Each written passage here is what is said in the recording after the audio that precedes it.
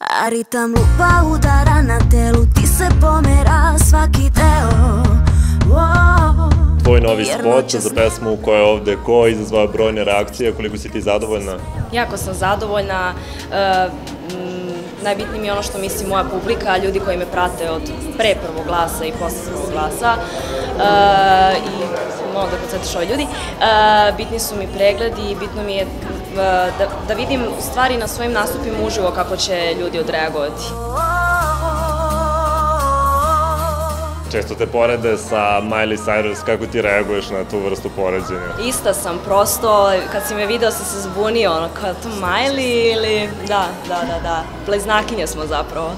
A nameću ti taj epitet provokativne devojke, da li ti sebe smatraš tako?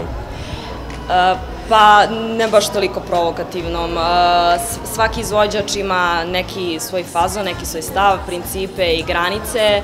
Ja sam svoje, mislim, postavila. Žao mi što neki ljudi su to na pogrešan način protumačili tokom Tvoje lice zvuči poznato. Pošto vidim po komentarima da se vraćaju na tu staru priču, gde sam ja bila odbila da uradim te 2-3 sekunde nastupa, gde sam trebala da, kako da kažem na fin način, da se trljamo međunožju Skaja Viklera. To mi je zaista bilo previše, ali ostatak nastupa smo odradili, ja mislim da smo iznali ceo taj fazon. Mislim da žensko treba da bude senzualno na sceni, seksipilno ako se prosto taj izvođač osjeća prijatno, tako. Ko ti je zapravo muzički uzor? Pa, najveći uzor je verovatno Beyoncé i neverovatan profesionalac, ne znam ni da li ima potrebe da objašnjavam zašto. Zatim kao vokal, mislim da je jedan od najboljih Jessie J, tu je i Rihanna i mnogi drugi. Ženski deo publike pohvalio je tvoju novu frizuru. Da li si ti možda u nekom trenutku zažalila što si se ošišala ili misliš da je to pravi pogodak?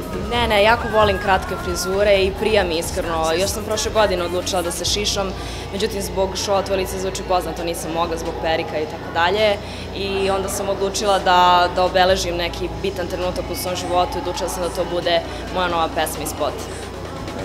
Šta tvoja publika može da očekuje u skorije vreme od tebe?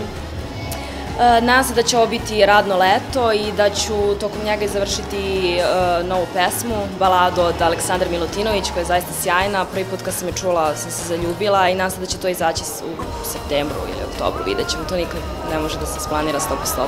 Kako izgleda jedan vaš noćni izlazak? Šalim se.